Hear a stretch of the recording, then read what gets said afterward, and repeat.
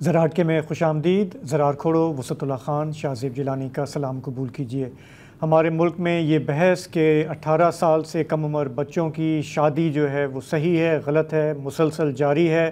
گو کہ اسلام آباد کی حد تک پارلیمان نے، سینٹ نے، عدالت نے بھی واضح کر دیا کہ 18 سال سے کم عمر بچوں کی شادی نہیں ہو سکتی، لیکن ہماری جو کاؤنسل آف اسلامک آئیڈیالوجی ہے ان کا بالکل ڈرائیمیٹرکلی اپوز پوائنٹ آف ویو ہے.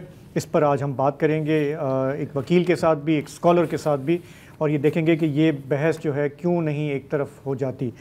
ساتھ ہی غزہ بھی جائیں گے جہاں پر دیکھیں گے کہ فرق کیا ہے امدادی کیمپ میں اور کنسنٹریشن کیمپ میں، وہاں پہ اسرائیل کیا کر رہا ہے اس کی بھی ہم بات کریں گے. لیکن شروع کرتے ہیں ہمارے بجلی کے مسائل سے. بجلی کے بل آپ جانتے ہیں کہ دھڑکا لگا رہتا ہے کہ اس مرتبہ کتنا بل آئے گا، کہاں سے ادا ہوگا. مسلسل ہم اس سچویشن سے ڈیل کر رہے ہیں. ملک کے کئی علاقے ہیں بشمول سندھ کے کئی علاقے ہیں جہاں جیسے جیسے گرمی بڑھتی جاتی ہے 12 گھنٹے تک بجلی نہیں ہوتی اور لوگ پتہ نہیں کیسے اس میں سروائیو کر رہے ہوتے ہیں. یہ آج کا نہیں برسوں کا شاخسانہ ہے، اور ہمارا جو پاور سیکٹر ہے اس میں جو اصلاحات کی بار بات ہوتی ہے وہ بھی ہو کے نہیں دیتی، اور ہمارے حالات جو ہے وہ بگڑتے جا رہے ہیں. کراچی کی اگر بات کریں، ملک کا سب سے بڑا شہر، تو یہاں پہ وقتاً فوقتاً بجلی کی اوور بلنگ کی شکایت، غیر اعلانیہ لوڈ شیڈنگ کے خلاف شکایت، آئے دن کے مظاہرے. ابھی 2 دن پہلے ہمارے دفتر کے سامنے بھی مظاہرے ہوئے. دکاندار تاجر کہتے ہیں کہ ہم دکانیں کیسے چلائیں، کام کیسے چلائیں اگر یہ حالات رہیں گے. ہمارے جو حکمران ہیں وہ کہتے ہیں کہ جی ایکسیس بجلی ہے، سردیوں کے ٹائم پہ ایکسیس بجلی ہے جو بڑی ضائع ہو رہی ہوتی ہے. اتنی بجلی ہے کہ ہم اسے بٹ کوائن فارمنگ کریں گے، بٹ کوائننگ کریں گے. لیکن اصل مہینے جو سال کے ہیں جن میں گرمی ہوتی ہے، جینا اجرن ہو جاتا ہے، اس وقت ہمیں بجلی نہیں ملتی. تو مسئلہ یہ پرانا ہے. شہریوں کی کچھ پہلے رائے سن لیتے ہیں. 14 گھنٹے جن لوڈ شیڈنگ ہے. جو یو پی ایس چارجنگ کرتے ہیں بیٹوں نے جواب دے دیا ہے، اور اب تو جو ہے جو سولر جو ہے وہ بھی جواب دیتے جا رہے ہیں. 15 گھنٹے لائٹ ہوتی نہیں. وہ بل دیکھو سر، بل اتنے آتے ہیں، ان کے ساتھ سیل ٹیکس وغیرہ لگا دیے. کیا کرے غریب بندہ؟ 30,000 سیلری ہے، بندہ اس میں بل پے کرے گا یا کھائے گا؟ ہمیں تو پتہ ہی نہیں ہے کہ بجلی ہوتی کیا چیز ہے. بھائی پتہ تو اس کے بارے میں ہو نا کہ جو چیز ملتی ہو. کہ الیکٹرک والے سے بل بھیج رہے ہیں، لائٹ تو دے نہیں رہے، بس بل ہی بل ہے، لمبے چوڑے بل ہے ان کے، اور لائٹ جو ہے ہر 2-3 گھنٹے بعد لوڈ شیڈنگ ہے. ایسا ہی ہے. تو ایک طرف یہ حالات ہیں ہمارے، لیکن پھر کل پرسوں ایک خبر آئی نیپرا کی طرف سے جس میں انہوں نے کہا کہ جی جو 7 سالہ کنٹرول پیریڈ ہوتا ہے اس کے لیے ہم ٹیرف جو ہے ریوائز کر رہے ہیں کہ الیکٹرک کا، اور اب جو فی یونٹ بجلی ہے وہ تقریباً 40 روپے فی یونٹ ہوگی. مطلب بڑھ جائے گی کہ بجلی کے جو بل ہیں وہ اور بڑھ جائیں گے. اور یہ تھوڑا سا ایک کمپلیکیٹڈ معاملہ ہے، لیکن اگر آسان الفاظ میں کہیں تو چونکہ یہاں پہ بجلی چوری کا ایک مسئلہ ہے، پرانا ہے، اس کو ایک طرح سے یہ کور کرتا ہے. اس کی جو ٹیکنیکلٹیز ہیں، نیٹی گریٹی ہیں، وہ سمجھتے ہیں کیونکہ اس پہ بہت تنقید ہو رہی ہے. جماعت اسلامی نے فار ایگزامپل کافی اس پہ بڑھ چڑھ کے ان کی کیمپین رہی ہے. انہوں نے کہا کہ الیکٹرک کی جو ناکامی ہے اس کا بوجھ عوام پر ڈالنا ظلم ہے. انہوں نے کہا ہے کہ ہم اس کو چیلنج کریں گے. ان کا یہ بھی کہنا ہے کہ کراچی والوں کو 40 روپے فی یونٹ بجلی ملتی ہے جبکہ باقی ملک میں 35 روپے فی یونٹ ہے. کیا یہ بات صحیح ہے؟ ہم اس پہ بھی تھوڑی سی بات کریں گے. صرف کیا جماعت اسلامی نہیں، جو آپ کے جو پاور منسٹر ہیں اویس لغاری صاحب، انہوں نے بھی تنقید کی ہے اور تشویش کا اظہار کیا ہے. اور یہ کافی ان یوزول بات ہے کیونکہ لغاری صاحب جنرلی جو ریگولیٹر یعنی نیپرا کے فیصلے ہوتے ہیں ان پر زیادہ کامنٹ نہیں کرتے، لیکن یہاں پر انہوں نے کیا ہے اور کہا ہے کہ اس سے نہ صرف وفاق کو بھی نقصان پہنچے گا ٹیرفز کے سبسڈیز کے طور پہ، لیکن اور کنزیومرز کو. انہوں نے ایک ٹویٹ بھی دیا ہے اور پاور ڈویژن کی طرف سے ایک بیان بھی سامنے آیا ہے جس میں انہوں نے کہا ہے کہ الیکٹرک کو چاہیے کہ اپنی ایفیشنسی بڑھائے. اور یہ جو ہے نا کہ ہمیں آپ کمپنسیٹ کریں، گورنمنٹ کی طرف سے کریں، یہ کوئی صحیح اپروچ نہیں ہے، اس سے صارفین پر بوجھ پڑے گا. تو پاور ڈویژن بھی ہو گیا، کراچی کی ایک جماعت ہے جماعت اسلامی، وہ کھل کر اس پر بول رہی ہے. لیکن ایک ریکنسیڈریشن ریکویسٹ بھی وہ بھیج رہے ہیں پاور منسٹری. جی وہ کہہ رہے ہیں کہ ریویو کریں، آپ اس کو ریویو کرو بھائی. اچھا ایک انٹرسٹنگ چیز ہے، ایک طرف نیپرا نے یہ ڈیسیشن کیا جو بظاہر بہت کنٹروورشل ہے، کراچی کے لوگوں میں بڑی تشویش ہے، پاور ڈویژن کی ہم نے بات کی، سیاسی سطح پہ بھی تشویش ہے، لیکن وہی نیپرا پھر ایک لیٹر لکھتا ہے کہ الیکٹرک کو، اور جو تازہ لیٹر ہے، اور وہ کہتا ہے کہ جی آپ نے تو بیڑا غرق کر دیا، آپ کی جو کارکردگی ہے وہ ناقص ہے، آپ کی جو منصوبہ بندی ہے وہ بھی ناقص ہے، اور ان کو کہہ رہے ہیں کہ جی کہ ہم نے اس لیے پرائیویٹائزیشن تھوڑی کی تھی کہ آپ یہ کریں، کہ آپ اس طرح سے بیہیو کریں۔ انہوں نے کہا کراچی کے لوگوں کا شکایت بہت زیادہ بڑھ گئی ہے اور آپ اس کو فوری طور پر اس کو ٹیکل کریں، یہ لوڈ شیڈنگ آپ بند کریں۔ تو بیلنسنگ ایکٹ ہے کیا ہے؟ اچھا یہاں پہ اب دیکھیں ون سائیڈڈ ہم ٹریفک نہیں چلائیں گے، کہ الیکٹرک کا تھوڑا سا پوائنٹ آف ویو ڈالنا ضروری ہے۔ ان کے اسپوکس پرسن ہمارے ساتھ نہیں ہے ابھی، لیکن ان کا جو میں بیان دیکھ رہا تھا کہ الیکٹرک کے جو CEO ہیں مونس الوی صاحب، پچھلے دنوں وہ اسلام آباد میں تھے، وہاں پہ ایک نیپرا کی میٹنگ تھی، ہیئرنگ تھی، پبلک ہیئرنگ تھی، اور اس میں انہوں نے کہا کہ آپ لوگ یہ نہیں اپریشیٹ کرتے کہ کراچی جیسے شہر میں بجلی چوری کتنی ہے، اور انہوں نے کہا جب ہم اس کو ٹیکل کرنے نکلتے ہیں تو ہم پہ حملے ہو جاتے ہیں، ہمارا اسٹاف جو ہے وہ زد و کوب کا شکار ہوتا ہے، ہتھیار نکل آتے ہیں، اگر ہم سیکیورٹی کو بلائیں تو سیکیورٹی والوں کو بھی اپنی جو ہے نا بچا کے وہاں سے نکلنا پڑتا ہے۔ اور انہوں نے تھوڑا ایک کانٹیکس دیا کہ جب سے نجکاری ہوئی ہے تب سے ہم نے کوئی 4 ارب امریکی ڈالر انویسٹ کیے ہیں اس کھٹارا انفراسٹرکچر کو، کسی زمانے میں KESE ہوتا تھا، اس کو بہتر کرنے میں۔ انہوں نے یہ بھی کہا کہ ہمارے نمبر آف کسٹمرز جو ہیں ان میں میسو اضافہ ہوا ہے، بجلی کی جو سپلائی ہے وہ دگنی ہوئی ہے، اور کراچی کا 70% علاقہ ایسا ہے جس میں ان کا دعویٰ ہے جہاں لوڈ شیڈنگ نہیں ہوتی۔ تو ان کا کہنا یہ ہے کہ شاید یہ پولیٹیکل بھی ہے معاملہ اور ہمیں پریشر میں ڈالا جا رہا ہے، لیکن بات پھر وہی کہ اس وقت جو بڑی تشویش ہے، ایک تو یہ ہے کہ جی یہاں پہ لوڈ شیڈنگ بہت زیادہ ہو رہی ہے، دوسرا اگر یہ جو ریٹ ان کے ریوائز کیے ہیں نیپرا نے، اس کا کیا واقعی بوجھ کراچی کے شہروں پر آئے گا، کیا یہ ناانصافی ہے؟ تھوڑا یہ ٹیکنیکل مسئلہ ہے، اس کو سمجھتے ہیں۔ ہم آباد سے جوائن کر رہی ہیں ڈاکٹر عافیہ ملک، آپ پاور سیکٹر کو ریسرچ کرتی ہیں، پائیڈ تھنک ٹینک سے آپ وابستہ ہیں۔ ڈاکٹر صاحبہ یہ بتائیے گا، ہماری تو تھوڑی سی لمیٹڈ انڈرسٹینڈنگ ہے ان ٹیکنیکل معاملات کی، تھوڑا اس کو اگر آسان الفاظ میں آپ ایکسپلین کر سکیں، نیپرا نے یہ ڈیسیشن کیا کیا ہے اور کیا یہ صحیح ہے کہ اس کا سارا بوجھ جو ہے وہ کراچی کے عام شہری اٹھائیں گے؟ بہت شکریہ۔ آپ کو میری آواز آ رہی ہے؟ جی آواز آ رہی ہے۔ اچھا، یہ جو ابھی نیپرا کا جو ڈیسیجن آیا نا، یہ تھوڑا سا میں اس کا بتا دوں کہ جب نیپرا ٹیرف ڈیٹرمن کرتی ہے نا تو وہ الاؤ کرتی ہے 100% ریکوری، یعنی جو بھی یوٹیلیٹی ہے اس کی ریکوری 100% ہوگی اور اس کے مطابق اس کا جو ہے وہ ٹیرف ڈیٹرمن کر دیا جاتا ہے۔ لیکن کیونکہ جتنی بھی یوٹیلیٹیز ہیں، نہ صرف کہ الیکٹرک، باقی بھی جو ڈسٹریبیوشن کمپنیز ہیں، ان کی 100% ریکوری جو ہے نا ہارڈلی کسی یوٹیلیٹی کی ہوتی ہے، تو وہ جو گیپ رہ جاتا ہے نا، جو باقی اس کا وہ کیونکہ وہ ٹیرف میں بھی ڈیٹرمن نہیں ہو رہا ہوتا، وہ چلا جاتا ہے اس کی لاسز میں، اس کمپنی کے لاسز میں چلا جاتا ہے، یا اس کو بعد میں جو ہے وہ سرکولر ڈیٹ میں ایڈ ہو جاتا ہے۔ تو ابھی یہ جو نیپرا کا جو ڈیسیجن آیا ہے وہ یہ ہے کہ انہوں نے الاؤ کیا ہے کہ کیونکہ کہ الیکٹرک کی جو ہے لاسٹ ایئر بھی میرے خیال میں 91 یا 92 یا 93 سے اراؤنڈ تھی جو ان کی ٹوٹل ریکوریز ہوئی تھیں، 100% ریکوری ان کی کبھی بھی نہیں ہوئی ہے۔ تو ان کو انہوں نے الاؤ کر دیا ہے کہ جو گیپ ہے وہ تھرو ٹیرف ڈیٹرمن کیا جائے گا، تو جس کی وجہ سے جو ان کا ایوریج ٹیرف ہے نا، کیونکہ وہ جو لاسز آ رہے ہیں باقی کے وہ سارے ٹیرف میں ایڈ ہو گئے ہیں، تو وہ ٹیرف 40 روپیز کے اراؤنڈ بن گیا۔ اب اس کا جو دوسرا آپ کا یہ پارٹ تھا کہ اس کا جو امپیکٹ ہے کنزیومرز پہ کس طرح سے آئے گا، کنزیومر پہ، کراچی کے کنزیومرز پہ ایز سچ یا اوور آل کسی بھی کنزیومر پہ اس طرح سے ڈائریکٹلی امپیکٹ اس کا نہیں آئے گا۔ یہ پاکستان میں جو پالیسی ہے وہ ہے یونیفارم ٹیرف پالیسی۔ وہ کیا ہے کہ گورنمنٹ آف پاکستان جو ڈسٹریبیوشن کمپنیز کے لیے ایک ٹیرف، یونیفارم ٹیرف ڈیٹرمن ہوتا ہے، وہی ٹیرف جو ہے وہ کراچی کے لیے بھی اپلائی ہوتا ہے۔ بے شک اس کی ڈیٹرمنیشن سیپریٹلی ہوتی ہے، دونوں کی ڈسٹریبیوشن جو پبلک سیکٹر کی ڈسٹریبیوشن کمپنیز ہیں ان کا ٹیرف الگ سے ڈیٹرمن ہوتا ہے اور کیا الیکٹرک کا الگ سے، لیکن جو اپلائی ہوتا ہے وہاں کے کنزیومرز پہ وہ وہی یونیفارم ٹیرف ہے جو باقی ملک میں اپلائی ہو رہا ہے۔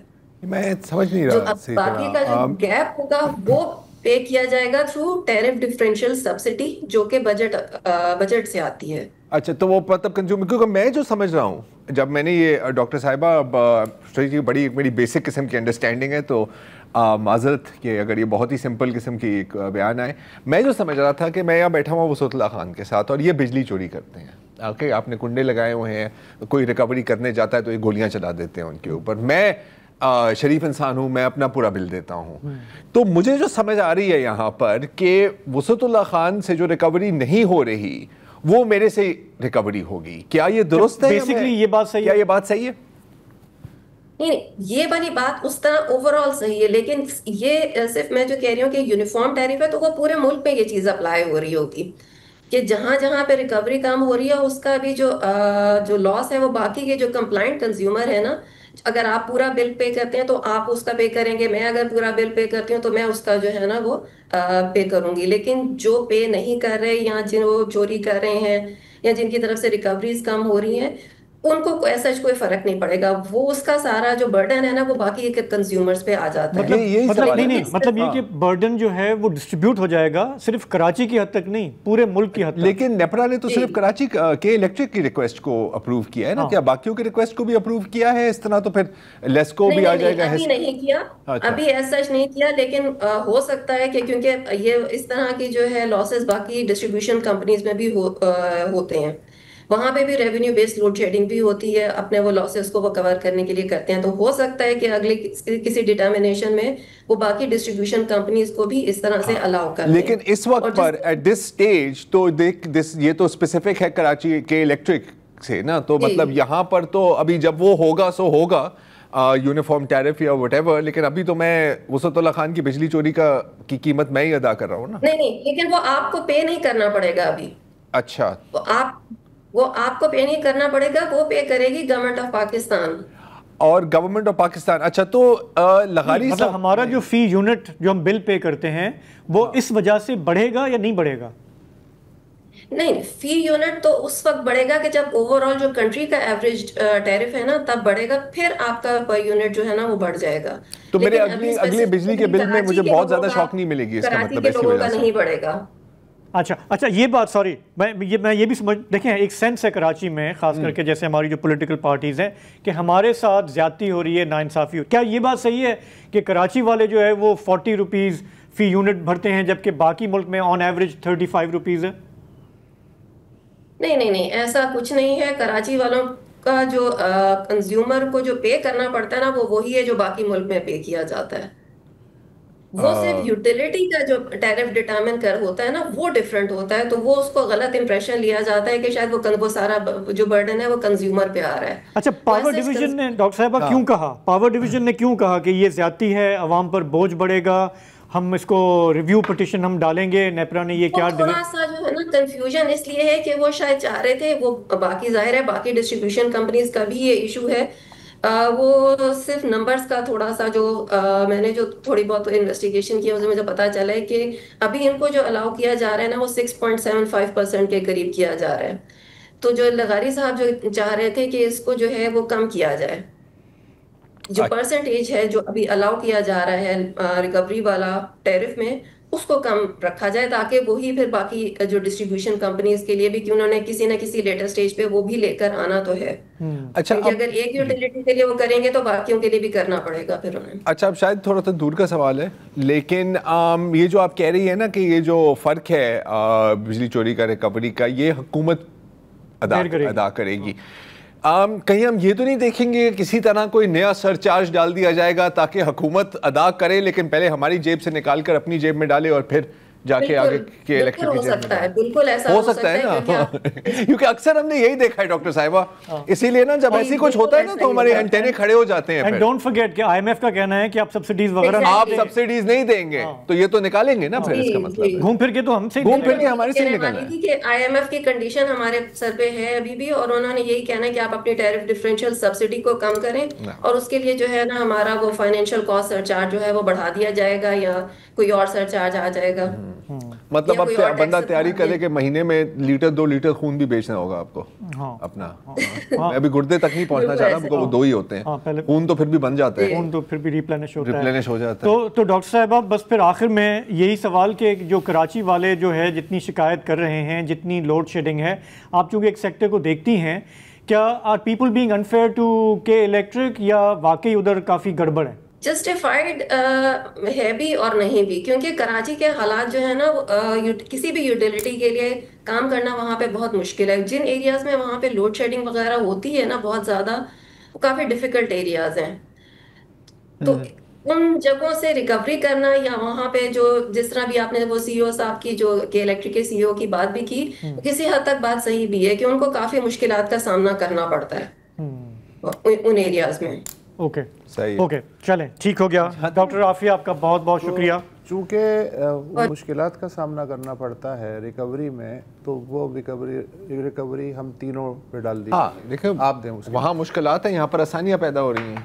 یار بالکل ویسے ہی ہے, یہی ہونا یہی ہے, بالکل ویسے ہی ہے جیسے جو ٹیکس نہیں دیتا نیٹ میں نہیں آئے گا, نہیں آئے گا. صحیح ہے, یہی جو دے رہا ہے اس سے نکالتے جاؤ, اور کیونکہ وہ بھاگ کے کہاں جائے, یہ ایسا ہی ہے, کیونکہ وہ کمپلائی کر رہا ہے نا لا کے ساتھ, تو پھر سارا بوجھ اسی پہ ڈالتے جاؤ. یہ وہی سسٹم ہے, اور گھوم پھر کر یار یہ میں تو مطلب ماننے کے لیے تیار ہی نہیں ہوں کہ یہ ہمارے سے نہیں نکالا جائے. وہ آخر میں گھوم پھر آخر بتا دیکھو یار, ناک کو تم یوں پکڑو یا یوں پکڑو تو ناک کو ہی نہیں ہونا یار. پہلے انہوں نے پہلے یہ کہا کہ جی گورنمنٹ کہاں سے بھرے گی, گورنمٹ نے بھائی ہمارے سے لے کے بھرنا ہے بھائی. اب اس سے ایک اور کام بھی ہوگا, یہ بجلی والوں ہوں گے نا, اب گیس والے بھی حوصلہ پکڑیں, یہ پھر پانی والے بھی حوصلہ پکڑیں کہ جی فلاں اتنے لاسز ہیں, کیا کریں. انہوں نے کہا جی وہی فارمولا اپلائی کر لیں. ہاں کیا یار ہمیں کیا, میں اتنا برا ہوں ماں, مطلب مجھے بھی تو رعایت دو نا پھر. تو چلیں بجلی کے حوالے سے کوئی اچھی خبر ہے نہیں, شاکنگ نیوز, شاکنگ. دیکھتے ہیں کہ آگے معاملات کیسے جاتے ہیں. یہاں پہ ہم لیں گے ایک بریک, واپس آئیں گے تو بات کریں گے ہمارے ملک میں بچوں کی جو شادیاں کرانے کا رواج ہے اس کا آگے کیا ہوگا. قانون بھی آ چکا ہے لیکن ہمارے مذہبی حلقوں کو بدستور اعتراض ہے.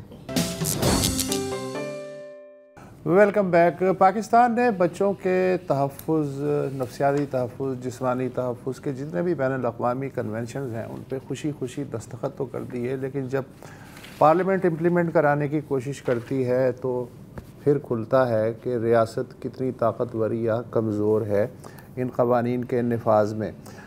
تازہ ترین جو گڑبڑ ہوئی ہے وہ یہ ہے کہ Islamabad regional territory child marriage restraint bill 2025 senate نے بھی منظور کر دیا ہے, قومی اسمبلی نے بھی منظور کر دیا ہے. اندر جتنی مخالفت ہوتی ہے کسی بھی بل کی وہ بھی ہوئی ہے, لیکن منظور کر دیا. اب اس کے بعد ہوا یہ کہ کہنے کو تو پارلیمنٹ منتخب ادارہ ہوتا ہے اور پارلیمنٹ سب کی ماں ہے, لیکن ہوا یہ کہ اس بل کے بعد اب ایک مزاحمتی سلسلہ شروع ہوا کہ ہم اس کو آگے نہیں بڑھنے دیں گے. چنانچہ اس کے نتیجے میں یہ ہوا کہ جو مذہبی سیاسی جماعتیں ہیں یا جو گروہ ہیں وہ تو خیر ہیں ہی خلاف. سندھ میں بھی کئی سال پہلے یہ ہم دیکھ چکے ہیں کہ کم عمر کی شادی کے خلاف جو بل ہے وہ اسمبلی نے تو منظور کر لیا, لیکن باہر گھیراؤ ہوا اور پھر انہیں نظر ثانی کرنی پڑی. تو کم و بیش یہی صورتحال اس وقت پارلیمنٹ کو بھی درپیش ہے. اسلامی نظریاتی کونسل نے بھی ظاہر ہے کہ اپنا حصہ ڈالا ہے. انہوں نے کہا ہے کہ کم عمری کی شادی کا جو بل ہے, اچھا یہاں میں سمجھتا ہوں کہ ان کا اعتراض قابل غور ہے کہ انہوں نے کہا ہے کہ کم عمری کی شادی کو ریپس کے برابر سمجھنے اور اس بابت سزا کے نفاذ پہ بل کی جو شقیں ہیں وہ خلاف شریعت ہیں. اسی طرح خیبر پختونخوا اسمبلی نے بچوں کی شادی کے امتناع کا جو مجوزہ بل وہاں موجود ہے اس کو بھی ویٹنگ کے لیے اسلامی نظریاتی کونسل کو نہیں بھیجا, تو اس میں بھی بعض شقیں جو ہیں وہ متنازع ہیں یا خلاف شریعت ہیں. اسی طرح اسلامی نظریاتی کونسل نے یہ بھی کہا کہ Sindh prevention and control of thalassaemia act 2013 جو ہے اس میں لازمی قرار دیا گیا ہے کہ شادی سے پہلے جو لڑکا اور لڑکی ہے اس کا تھیلیسیمیا کا ٹیسٹ ہونا چاہیے, تاکہ اگر بچے پیدا ہوتے ہیں تو ان تک یہ بیماری منتقل نہ ہو. اسلامی نظریاتی کونسل کا کہنا ہے کہ تھیلیسیمیا کی جو ٹیسٹ ہے اس کی حوصلہ افزائی ضرور ہونی چاہیے, مگر اسے لازمی قرار نہیں دیا جا سکتا. بچوں کی شادی کے بارے میں جو پاکستان میں جو چائلڈ پروٹیکشن کونسل ہے NCRC, اس نے بھی ایک بہت ایک واضح قسم کا ایک ریئیکشن دیا ہے اسلامی نظریاتی کونسل کی جو موجودہ رولنگ ہے اس کے بارے میں. اس پہ بھی ہم بعد میں بات کریں گے, لیکن اس وقت ہاں میرا یہ خیال تھا جس طرح آپ نے بتایا کہ پارلیمنٹ سے کبھی کبھی غلطی سے قانون پاس ہو جاتے ہیں, تو تھوڑا سا میں بتانا چاہ رہا ہوں کہ ہمارے پارلیمنٹیرینز جب کبھی اچھا کام کوئی کرتے ہیں تو وہاں پہ کیا بحث مباحثہ ہوا پچھلے دنوں جب یہ قانون پاس ہو رہا تھا, اس کی ایک جھلک پہلے دیکھ لیں. اس کا مذہب سے کوئی حوالہ نہیں ہے اور یہ صرف بچیوں کے خلاف جو مظالم ہوتے ہیں، بلوغت سے پہلے ان کی زبردستی شادیاں کی جاتی ہیں، اس کے خلاف ہے۔ سندھ پاکستان میں سندھ میں پہلے ہی بنا ہوا ہے، یعنی کہ آپ 18 سال کی عمر سے پہلے نہیں شادیاں کر سکتے۔ وہ دم توڑتی ہیں زچگی میں بچے پیدا کراتے۔ ہماری روایات کے بھی کچھ خیال رکھنا چاہیے، ہمارے ملک کا بھی کچھ خیال رکھنا چاہیے۔ ایک اسلامی معاشرے میں اگر ہم والدین سے ایک حق لیں گے تو اس کا نتیجہ کیا نکلے گا؟ لہٰذا ہم تو پھر بھی یہ کہیں گے کہ اس کو اسلامی نظریاتی کونسل کی طرف بھیجا جائے۔ ہم ویسٹرن سوسائٹی کے وہ نہیں ہے کہ ویسٹرن جو آپ کو کہتا ہے کہ یہ کرنا ہے وہ کرنا ہے، ادھر ہم امپلیمنٹ جس طرح مولانا طور رحمان صاحب نے بات کی ہے، بالکل صحیح بات کی ہے۔ اسلامی نظریاتی کونسل کو یہ بل دیکھنا چاہیے اور وہاں سے پاس ہو کے آنا چاہیے۔ 18 سال کی جو بچی ہے اس سے کم وہ اپنا ووٹ نہیں ڈال سکتی، اس کا ڈرائیونگ لائسنس نہیں بن سکتا سر۔ تو شادی جیسا بندھن، اتنا بڑا بندھن ہم اس کو کر دیں بغیر کسی بات کے، بغیر پوچھے۔ یہ آپ نے دیکھی پارلیمنٹ کی دھواں داری۔ اس وقت ہمارے ساتھ بیرسٹر رضا حسین موجود ہیں۔ اکثر اس طرح کے معاملات جب پھنستے ہیں ہماری سمجھ میں نہیں آتے تو ہم ان کو زحمت دیتے ہیں۔ بیرسٹر صاحبہ یہ بتائیے کہ اس بارے میں ہر بار ایک وواد کیوں کھڑا ہو جاتا ہے؟ اس لیے کہ اسلام آباد ہائی کورٹ نے 2022 میں اس سلسلے میں بڑا واضح فیصلہ دیا۔ اس کے علاوہ وفاقی شریعت کورٹ ہے، جب سندھ کا جو چائلڈ میرج ایکٹ ہے اس کو چیلنج کیا گیا تو اس کی رولنگ بھی موجود ہے۔ وہ بتائیے کہ کیا فیصلے تھے اور ان کو کوئی گھاس کیوں نہیں ڈال رہا؟ شکریہ سر۔ شروع میں بس یہ بتانا چاہوں گی کیونکہ کافی بحث آج کل ہو رہی ہے، جو اسلامی نظریاتی کونسل کا کردار ہے ہماری آئین میں وہ صرف تجویز دینے کے حد تک ہے، اور اس کی ایک وجہ یہ بھی ہے جیسے آپ نے کہا کہ ہم جب ووٹ ڈالتے ہیں ہم اپنے منتخب نمائندوں کو الیکٹ کرتے ہیں کہ وہ ہماری نمائندگی کریں، کہ وہ قانون سازی کریں۔ جو کونسل آف اسلامک آئیڈیالوجی کے ممبرز ہیں، نہ وہ عوام ان کو منتخب کرتی ہے نہ وہ عوام کی نمائندگی کرتے ہیں، تو اس لیے ان کا جو رول ہے آئین میں جو درج رول ہے وہ صرف تجویز دینے کا رول ہے، اور جو ان کی ایڈوائسز ہوتی ہیں، اوپینینز ہوتی ہیں، وہ بالکل بھی بائنڈنگ نہیں ہوتی۔ رضا سوری میں انٹرپٹ کر رہا ہوں، میں I was curious about this کہ یہ کیسے آتے ہیں وہاں پہ، کون ان کو اپوائنٹ کرتا ہے؟ تو جو آئین میں پروسیجر یہ ہے کہ نیشنل اسمبلی کی طرف سے انہیں بھیجا جا سکتا ہے کوئی بل، یہ ایک ڈسکریشن ہے کہ اگر انہیں لگے کہ انہیں کسی اسلامی پوائنٹ پہ کوئی گائیڈنس چاہیے ہو تو وہ بھیج سکتے ہیں۔ یہ کوئی ڈیمانڈ نہیں آ سکتی کونسل آف اسلامک آئیڈیالوجی کی طرف سے کہ ہمارا جو اوپینین ہے وہ کنسیڈر کیا جائے، کیونکہ ان کا جو رول ہے ایک ایڈوائزری رول ہے۔ نہیں، میں پوچھ رہا تھا کہ جو اسلامی نظریاتی کونسل میں لوگ بیٹھے ہیں وہ وہاں کیسے پہنچتے ہیں، کون ان کو اپوائنٹ کرتا ہے؟ وہ کلیئرلی الیکٹڈ تو ہے نہیں، تو وہ سلیکٹڈ ہوں گے؟ الیکٹڈ ہے نہیں، اس میں صدر کا بھی رول ہے، اور آئین میں ایک پروسیجر آیا ہے جہاں پہ ایگزیکٹو کے ذریعے ان کو اپوائنٹ جو ہے وہ کیا جاتا ہے۔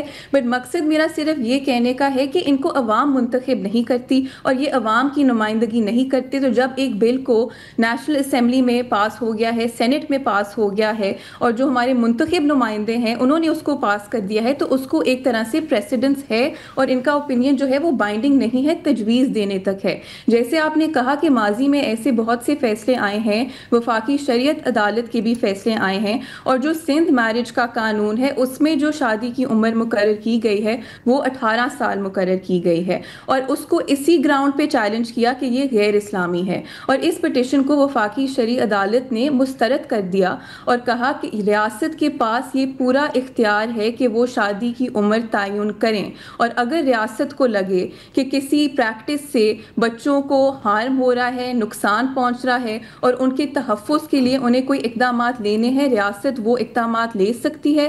اور وفاقی شریعت عدالت نے باقی مسلمان ممالک کا بھی حوالہ دیا، جس میں ٹونیشیا کا حوالہ دیا، جارڈن کا حوالہ دیا، اور کہا کہ باقی جو مسلمان ممالک ہیں وہاں پہ بھی شادی کی عمر جو ہے وہ تعین کی گئی ہے، اور انہوں نے کہا کہ یہ ریاست کا پورا حق ہے کہ وہ کریں۔ اور بعض اوقات جب ہم بات کرتے ہیں کم عمر کی جو بچیاں ہیں ان کی شادیاں کرا دی جاتی ہیں، اس کے بعد انہیں جنسی تشدد کا نشانہ بنایا جاتا ہے، گھریلو تشدد کا نشانہ بنایا جاتا ہے، تو اس پہ وفاقی شریعت عدالت نے کہا ہے کہ اگر ریاست کو لگے کہ کسی چیز سے، کسی پریکٹس سے بچوں کو نقصان پہنچ رہا ہے تو وہ اقدامات لے سکتے ہیں۔ اور میں یہ بتاتی چلوں کہ ہمارے آئین کا جو سٹرکچر ہے اس میں جو اختیار ہے وہ وفاقی شریعت عدالت کا ہے کہ وہ ڈکلیئر کر سکتے ہیں کہ اگر کوئی قانون اسلامی ہے یا اسلام سے متصادم ہے. تو یہ اختیار وفاقی شریعت عدالت کا ہے. دوسرا آپ نے جو بات کیا جسٹس بابر ستار کا بھی فیصلہ ہے جس میں انہوں نے کہا ہے کہ ہماری کرمنل لاز کے مطابق جو پاکستان پینل کوڈ ہے اس کے مطابق اور جو پاکستان کی بین الاقوامی سطح پہ جو آبلیگیشنز ہیں, کسی بھی بچے کے ساتھ کوئی بھی جنسی تعلق کو ایک جرم قرار دیا گیا ہے کہ اگر آپ کسی بچے کے ساتھ کوئی جنسی تعلق میں شامل ہوں گے تو اس کو ایک سنگین جرم بنایا گیا ہے پینل کوڈ میں. تو جسٹس بابر ستار کا کہنا ہے کہ جب آپ نے ایک جنسی تعلق کو ایک جرم بنا دیا ہے بچے کے ساتھ تو پھر آپ یہ کیسے کہہ سکتے ہیں کہ بچے جو ہیں وہ شادی کے رشتے میں جو ہے وہ پارٹیک کر سکتے ہیں, کیونکہ کرمنل لا میں آپ نے اس کو جنسی تعلق کو کرمنلائز کر دیا ہے. اچھا سوری یہ جو جسٹس بابر ستار والی رولنگ ہے یہ بہت اہم ہے, اس کے کچھ اور بھی نکات ہیں, ہمیں بریک کی طرف جانا ہے, ہماری مجبوری ہے, واپس آتے ہیں تو پھر اس کو ہم کنٹینیو کریں گے. ہم بات کر رہے ہیں بچوں کی شادی جو کہ کم عمری میں ہو اس کو خلاف قانون قرار دیا گیا ہے اسلام آباد میں, لیکن اسلامی نظریاتی کونسل کو اس پر اعتراض ہے. بیرسٹر رضا حسین ہمارے ساتھ ہیں. جی رضا, آپ بریک سے پہلے بتا رہی تھیں کہ ایک بہت ہی امپورٹنٹ ججمنٹ ہے اسلام آباد ہائی کورٹ کی بیرسٹر بابر ستار کی, جسٹس بابر ستار کی, تھوڑا اس کے چیدہ پوائنٹس بتائیے گا. جی میں اس کے سیلینٹ پوائنٹس اگر بتا دوں آڈینس کے لیے, اس میں ایک یہ چیز جسٹس بابر ستار نے کہا ہے کہ بعض اوقات کہا جاتا ہے کہ شادی کو آپ بلوغت سے اس کو لنک کر دے, کہ جب کوئی بچی جو ہے وہ بلوغت حاصل کر دے تب وہ شادی کر سکتی ہے, اور اس کی جو شادی ہے اس کو ہم عدالتیں بھی اس کا صحیح قرار دیں کیونکہ وہ پیوبرٹی تک پہنچ گئی ہے. اس پہ جسٹس بابر ستار نے سائنٹیفک رپورٹس لگائیں, میڈیکل رپورٹس لگائیں اپنے فیصلے میں, جس میں انہوں نے کہا کہ اتنی زیادہ رپورٹس ہیں جس میں کہا گیا کہ 10 سالہ بچی 11 سالہ بچی جو ہے وہ بھی بلوغت حاصل کر سکتی ہے. تو کیا اب ہم یہ بھی کہیں گے کہ کسی 10 سال کی بچی کی آپ شادی کرا دیں یا 11 سال کی بچی کی شادی کرا دیں؟ تو وہ کہہ رہے ہیں کہ یہ ایک بالکل غلط ٹیسٹ ہے کہ آپ صرف ایک بچی کی بلوغت کو دیکھیں اور آپ یہ نہ دیکھیں کہ ذہنی طور پہ کیا وہ سمجھ سکتی ہے. اور انہوں نے کہا کہ ہمیں یہ دیکھنا بہت ضروری ہے کہ ایک بچہ جو ہے وہ ذہنی طور پہ نہیں سمجھ سکتا کہ کیا وہ نتائج ہوں گے اس کے ایکشنز کے, کیا اس رشتے کے کیا کانسیکوینسز ہوتے ہیں. ایک بچے کو ذہنی میچورٹی نہیں ہے کہ وہ یہ چیزیں سمجھے, اور آپ صرف ایک آربیٹری چیز کے بلوغت حاصل ہو گئی ہے تو شادی ہو سکتی ہے. تو انہوں نے بالکل اس کو ریجیکٹ کر دیا, اور انہوں نے یہ بھی کہا کہ اگر کسی کم عمر بچے کے ساتھ شادی ہو تو اس کانٹریکٹ کو ایک غیر قانونی مقصد کا کانٹریکٹ کا قرار دیا جائے گا. اور اس ٹائم پہ جو قانون تھا اسلام آباد میں جو اب بھی ہے, اس میں جو بچیوں کی ایج ہے میرج کی وہ 16 سال کی ہے, مگر جسٹس بابر ستار نے کہا کہ یہ آپ کی جو ایک تو بین الاقوامی سطح پہ آپ نے جو کمٹمنٹس کی ہیں اس کے خلاف ہے, دوسرا آپ کے جو باقی قانون ہیں یہ اس کے خلاف ہے. جیسے میں نے بریک سے پہلے کہا, انہوں نے کہا کہ آپ یہ کیسے قانون کو آپ اس طرح انٹرپریٹ کر سکتے ہیں جب آپ نے ایک جرم بنایا ہوا ہے ایک بچی کے ساتھ جنسی تعلق کو. تو انہوں نے کہا کہ جو انکنسسٹنسی ہے اس کو آپ صرف اس طرح انٹرپریٹ کر سکتے ہیں کہ 18 سال سے کم عمر بچوں کی اگر شادی ہو اس کانٹریکٹ کو غیر آئینی مقصد کا کانٹریکٹ کہا جائے گا. اور یہ ایک واضح ان کا جو فیصلہ ہے اسلام آباد ہائی کورٹ کا. اور جیسے میں نے سوری تو رضا, آخری ایک سوال اور مختصر جواب کہ اب یہ معاملہ جہاں پر ہے اب اس کا مطلب ہے کہ اب یہ فیڈرل شریعت کورٹ میں ہی جائے گا تاکہ یہ سیٹل ہو جائے ایک دفعہ؟ دیکھیے ابھی تو یہ صدر کے پاس ہے, اور میں تو یہ ہوپ کروں گی کہ صدر جو ہیں وہ اس بل کو اپنی منظوری دے دیں, کیونکہ میری نظر میں یہ ایک بہت لینڈ مارک بل ہے, اور جو ہیومن رائٹس ایکٹیوسٹ ہیں وہ کافی سالوں سے اس کے لیے کر رہے ہیں. تو صدر کی منظوری آ جائے, اور پھر اگر چیلنج ہو تو پھر وہ وفاقی شریعت کو ہو سکتا ہے. بہت شکریہ رضا, پر بھی کافی پریشر ہے. ہاں اچھا, اسی موضوع کو جو ہے ہم فقہ کی روشنی میں سمجھنے کی بھی کوشش کریں گے. ہمارے ساتھ ہیں ڈاکٹر خالد ظہیر صاحب. آپ سب جانتے ہیں کہ معروف اسکالر ہیں, اسلامی اخلاقیات اور روایات اور اسلامی معیشت کے مضامین کی تدریس سے منسلک ہیں, اور پاکستان سمیت متعدد ممالک میں ان موضوعات پہ طلباء و اساتذہ سے گفتگو کرتے ہیں, لیکچرز بھی دیتے ہیں اور پڑھاتے بھی ہیں. Thank you so much doctor صاحب کہ آپ نے ہمارے لیے وقت نکالا.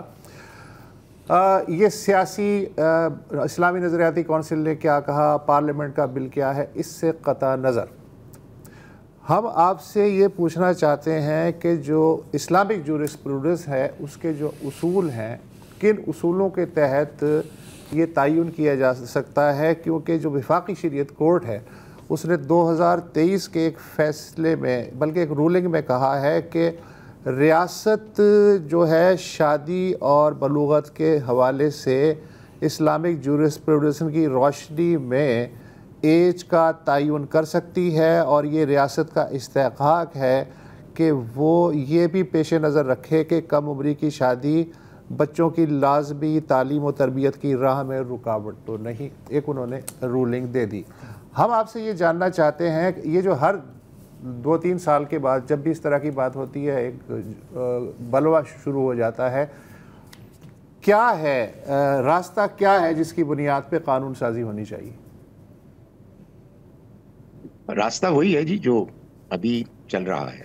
میرا خیال ہے کہ قطع نظر اس کے کہ لوگ جیسا کہ آپ نے فرمایا کہ بلوے کی صورت اختیار کر لیتے ہیں، وہ جو ان کی بیانات کی شدت ہے اس کو اگنور کرنا چاہیے، اور ان کے استدلال کو دیکھنا چاہیے کہ وہ کس بنیاد پر ہے۔ تو ہمارے دین میں جو قانون سازی ہے اس کی اصل بنیاد قرآن اور سنت پر ہے، اور حدیث اس کی وضاحت ہے۔ آپ سمجھیے کہ اس کا ایک فٹ نوٹ ہے۔ بعض چیزیں بالکل واضح ہیں، ان میں اگر کوئی تبدیلی کرنے کی کوشش کرے گا تو یقیناً وہ خلاف اسلام کام کرے گا۔ لوگوں کو نماز پڑھنے سے روکنا، روزہ رکھنے سے روکنا، اور بعض اور احکام ہیں جو بالکل واضح ہیں، جن کے بارے میں ہم ایک دوسرے سے عام طور پر اس لیے پوچھ گچھ بھی نہیں کرتے کہ وہ بالکل واضح ہیں۔ یہ اللہ کے دین کا مزاج ہے کہ اللہ تعالیٰ نے بہت سے معاملات انسانی عقل پر ایسے چھوڑ دیے کہ اپنی کتاب میں اس نے کچھ اصول بیان کر دیے، اور یہ چاہا کہ لوگ پھر ان اصولوں کی روشنی میں اپنے زمانے کے حالات کے مطابق قانون سازی کریں۔ قانون سازی کون کرے گا؟ یہ بھی دین کے مطابق بالکل واضح ہے کہ یہ امرہم شورا بینہم کے اصول پر ہوگا، یعنی مسلمانوں کا فیصلہ، معاملے کا نتیجہ ان کے آپس کے مشورے کی بنیاد پر ہوگا۔ ہم نے پاکستان میں ایک پارلیمانی جمہوری نظام ہے کہ جس کو اختیار کیا ہے، اور یہ بالکل اسی اصول کے مطابق ہے۔ اس میں خامیاں ہو سکتی ہیں، خامیاں ہیں، لیکن اصولی طور پر یہ بالکل صحیح ہے کہ پارلیمنٹ میں ہمارے نمائندے جاتے ہیں اور وہ آپس میں مشورہ کرتے ہیں۔ اکثریت ان کی مسلمانوں کی ہے، جو مسلمان نہیں بھی ہیں وہ بھی جانتے ہیں کہ پاکستان میں میجورٹی مسلمانوں کی ہے، اس لیے جب کوئی قانون بنے گا تو وہ ہمارے دین کے خلاف نہیں بنے گا۔ اب اللہ تعالیٰ نے جب یہ بات ہمیں بتا دی تو نکاح کے سلسلے میں کوئی ایسی واضح ہدایت نہیں ہے کہ اس کی عمر، یعنی لڑکے لڑکی کی عمر اتنی ہونی چاہیے۔ البتہ جیسا کہ میں نے گزارش کی کہ ہمارے دین کا مزاج یہ ہے کہ کچھ اصولی باتیں ہوتی ہیں کہ جن کی اپلیکیشن پھر انسانی عقل پر اور باہمی مشورے پر چھوڑ دی جاتی ہے۔ ایک بڑی واضح اصولی بات اللہ تعالیٰ نے سورہ نساء کی آیت نمبر 5 اور 6 میں کی ہے، جس کو اگر ہم سامنے رکھیں تو معلوم یہ ہوتا ہے کہ معاملہ زیر بحث کافی حد تک حل ہوتا ہوا نظر آتا ہے۔ اللہ تعالیٰ نے یہ فرمایا کہ جب کچھ بچے یتیم ہو جائیں، ان کے والد دنیا سے رخصت ہو جائیں اور والد مالدار تھے، تو اب یہ تو نہیں ہو سکتا کہ ان یتیم بچوں کو وہ مال سپرد کر دیا جائے۔ تو قرآن مجید کے الفاظ ہیں، سورہ نساء کی آیت نمبر 5 میرے سامنے ہے، وَلَا تُؤْتُوا السُّفَهَاءَ أَمْوَالَكُمُ الَّتِي جَعَلَ اللَّهُ لَكُمْ قِيَامًا۔ دیکھو تم ان نادان یتیموں کو اپنا وہ مال سپرد نہ کرو کہ جس کو اللہ نے تمہارے لیے قیام و بقا کا ذریعہ بنایا ہے، اور پھر آگے فرمایا کہ اس مال میں سے ان کے اوپر خرچ کرو، ان کے کھانے پینے پر، ان کے لباس پر وغیرہ وغیرہ۔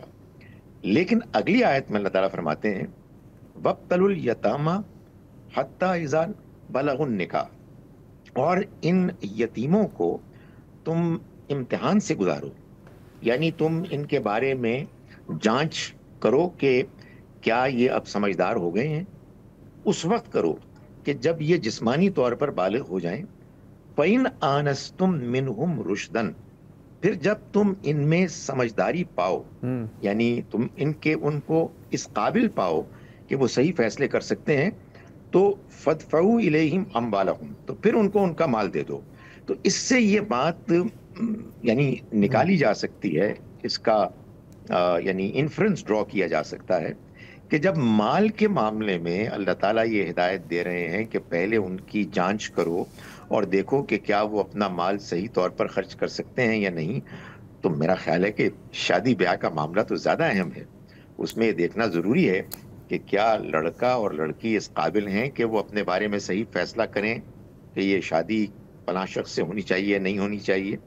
اور پھر شادی کے بعد جو اہم معاملات ہوتے ہیں، بچوں کے معاملات ہوتے ہیں، گھر کو چلانا ہوتا ہے، تو اس میں جو سمجھداری کی ضرورت ہے وہ کون طے کرے گا؟ قرآن کی اس آیت سے واضح ہوتا ہے کہ معاشرہ طے کرے گا۔ معاشرہ کون ہوتا ہے؟ ظاہر ہے کہ معاشرہ وہی آپس کے مشورے کے ساتھ جو آپ لوگوں کو منتخب کرتے ہیں کہ وہ یہ فیصلے کریں، وہ کریں گے۔ اس لیے میں سمجھتا ہوں کہ یہ ڈیبیٹ اچھی ہے۔ اس میں اگر کوئی 2-3 سال بعد پھر کوئی سوال اٹھاتا ہے، اس پہ بھی پریشان نہیں ہونا چاہیے۔ یہ ماحول رہنا چاہیے کہ ہم اللہ کے دین کو اہمیت دے رہے ہیں اور اس کی روشنی میں اپنے ہاں کے اہم معاملات کو ڈسکس کر رہے ہیں۔ ٹھیک، ایک وقفہ لے لیں۔ Welcome back. معروف اسکالر ڈاکٹر خالد ظہیر اس وقت ہمارے ساتھ موجود ہیں، اور موضوع ہے کہ 18 سال سے کم عمر کی شادی جو ہے وہ مذہب کی روشنی میں، فقہ کی روشنی میں، اسلامک جورسپروڈنس کی روشنی میں اس کا کیا معاملہ ہے۔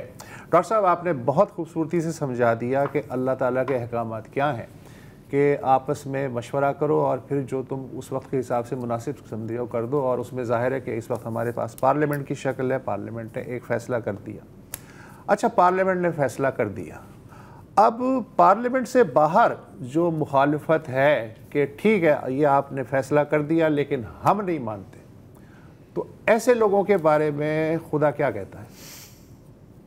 نہیں، اگر ایک مرتبہ قانون بن جاتا ہے تو قانون کی پابندی تو لازم ہے، یعنی اگر کوئی اس کی خلاف ورزی کرے گا تو اس کو سزا ملے گی۔ دیکھیے، گزارش یہ ہے کہ اللہ تعالیٰ نے ہم سب کو آزادی دی ہے، ہم جیسے چاہیں چلے پھریں، ٹریول کریں، لیکن آخر ہم نے ٹریول کرتے ہوئے محسوس کیا کہ ایکسیڈنٹس ہو رہے ہیں، ٹریفک سلو ہو جاتی ہے، تو ہم ٹریفک رولز بناتے ہیں، سرخ بتی پر رکتے ہیں۔